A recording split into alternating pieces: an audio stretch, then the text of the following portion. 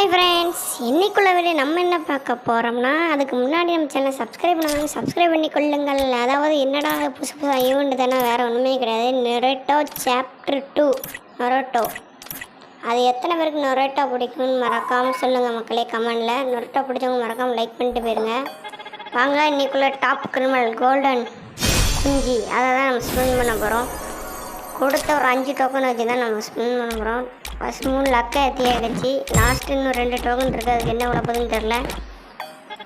இந்த 2 top criminal எடுக்கணும்னா நம்ம ஸ்பின் பண்ணணும்.